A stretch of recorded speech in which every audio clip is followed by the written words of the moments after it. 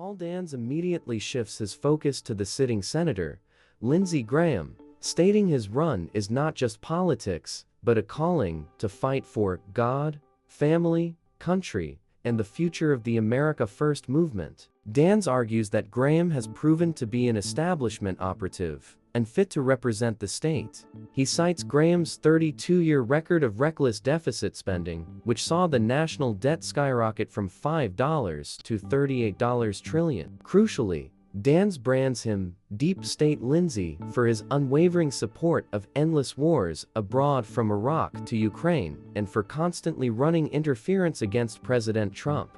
He reminds listeners that Graham did not vote for Trump in 2016, pushed the narrative of Russian election interference, and, as Judiciary Chairman, failed to hold the deep state accountable, promising only to send a strongly worded letter. For Dans, Graham is a vehement, shape-shifting anti-Trumper who only changed tactics to cozy up to Trump when it became politically expedient in South Carolina. He concludes that Graham is being kept in power by the state's political machine, despite being widely despised by the voters.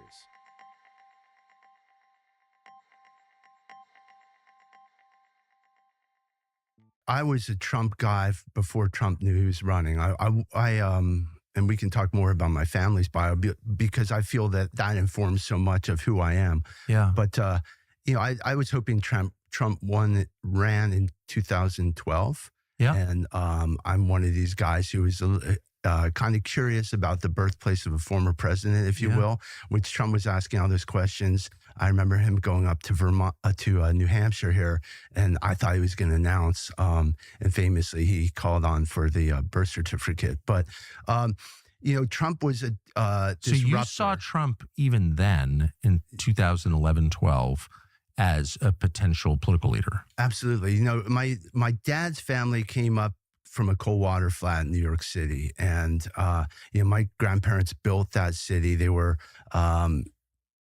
emigres. They were born in the U.S., but their parents weren't.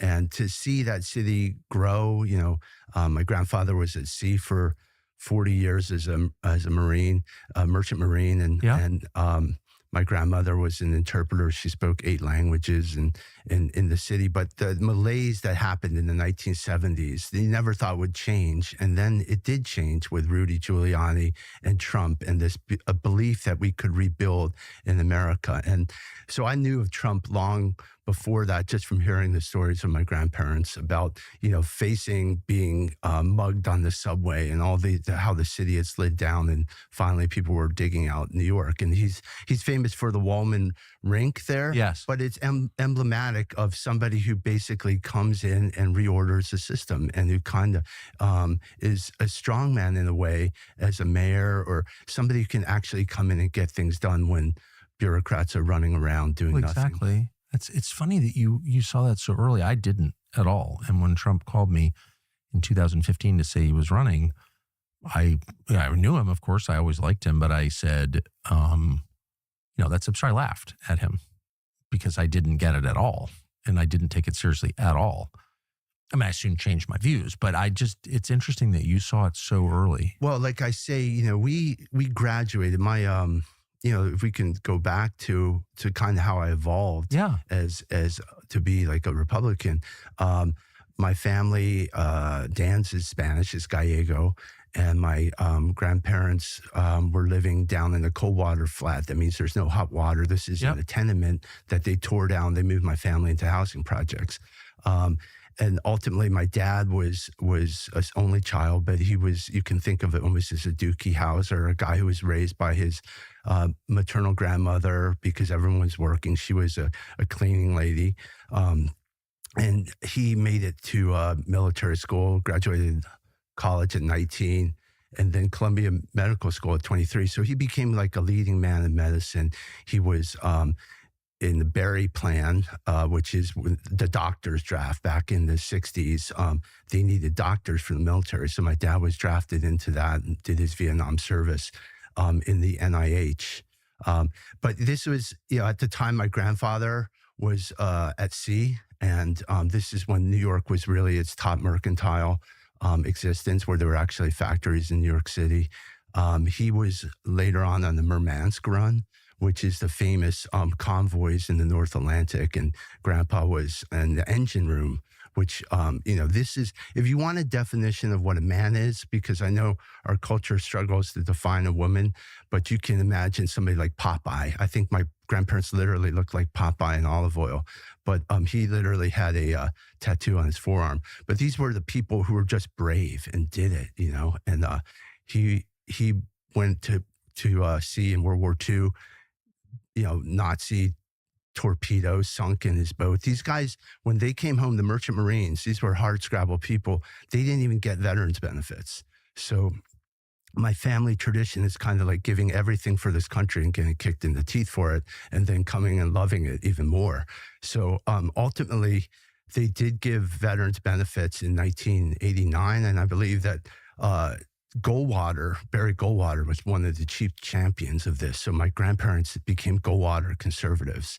And Really? that's how they evolved to be Reaganites. So they were kind of these hard hat, outer borough New Yorkers who moved from, slum tenements to public housing, and then ultimately to a little piece of the rock up in the Bronx. So that's my dad's side of the family. And, my mom's side is even more, maybe not more patriotic, but the same sort of crew that came from working class stock. They were French Canadian immigrants. My grandfather was one of 22. That's kind of, I guess, runs in our blood. But my mom was the youngest of 8 in a town called Woonsocket.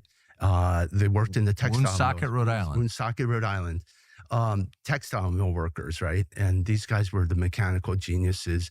5 of her brothers went off, fought World War II. Their first language was French. Yeah. So they actually went behind enemy lines. They cut the supply lines. They landed on D-Day. And these were the simple guys who kind of came back to the machine shops and stuff here to only see the factory town move abroad in the 1990s. It's the story of all New England. The French, the Arcadians coming down to staff the factories and then just getting marooned. Yeah, it's the story of all over this country, Yeah. And we had moved around. Like I say, my dad was in the military. I know Lindsay's team likes to tag me as a New Englander, but I lived in Boston for all of 2 months when I was a baby. But my dad was on orders from the military. So, it's kind of like he's a Vietnam vet and we're a military family moving around. We moved to Colorado in the early 70s, and this was post-hippie Colorado.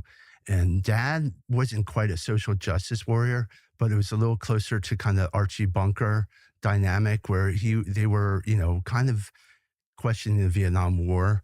Dad had done his service, but there wasn't something sitting right about it. And ultimately, he stood up the first migrant health clinic and kind of because his first language was Spanish. So, as well as like VD walk-in clinics. These were, my dad revolutionized a lot of how medical care is given that we take for granted. In the old days, you only had a primary care physician. Yeah. So we came east in the bicentennial year in 1976. And that was kind of my wonder years.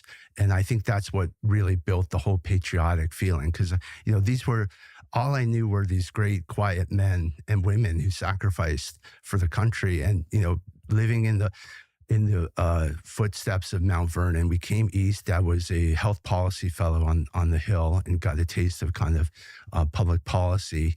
And we got to go around Washington in the bicentennial year. My parents were, my mom was a chemist. She and my father were introduced by the parish priest in 1966 in Washington. So they were Kennedy-esque. They were the people who came to Washington and were not asking what their country could do for them, but what they could do for their country. So literally, I'm the spawn of 2 NIH scientists and very patriotic background. We, learned back in those days, we used to sing songs, patriotic songs in 2nd grade and 3rd grade, and kind of came up through that. Dad ultimately got recruited to Johns Hopkins, where he stood up the first ethics in medicine course. So Dad and Mom, we were very faithful Catholics and always going to church. I was an altar boy after all. But that's how we kind of grew up, K through 12 public schools. My mom went and worked in the underprivileged schools in Baltimore. And I went to MIT. I was recruited to go to MIT. And there I kind of encountered the first taste of globalism and what was happening, and this kind of struggle to hold on to your working class valued roots in your family in the face of kind of what they're telling you, a more global picture. And that rubbed me the wrong way. And that's how I got to H. Ross. You never fell for it at all. No, I didn't. I think I was blessed with great parents. I really respected mom and dad. And ultimately, I think when you look at a politician, you should have a right to value that person, say that person could be a role model. I struggle in life, but I was blessed with the right direction early on. And I know a lot of people haven't been in those situations, No, have to overcome things. I certainly overcame a lot in my childhood as well. But the grounding that you get and those values carry you for the rest of your life. And I didn't fall for it. And I saw, my twin brother, identical twin, Tom, went to Brown. So he's going to Brown at the same time I'm going at MIT. And I'm hearing about this kind of, this is where they incubated cultural Marxism. Okay. My two sisters both went to Princeton. So we were like this kind of family of nerds, right? That my dad was a professor, my mom was a public school teacher, and we were all about education, gifted and talented, always striving. But we began to get this dosage of cultural Marxism. What was interesting, though, was we came up at the end of kind of the Cold War period. So in public schools in Baltimore County, they actually were teaching Russian. And my three siblings were Russian from probably a retired CIA agent. Oh, for sure. They were, they were the last off the production line of kind of, red-blooded Americans who could speak Russian. And my parents had this, just a great ability to inculcate us with values and arts. And my mom was a pianist. She turned down a scholarship to Eastman School of Music to go to college at Trinity in Washington first on the full scholarship. But so I never fell for it. And I felt quite the opposite. I pursued economics at MIT and then ultimately a master in urban planning. And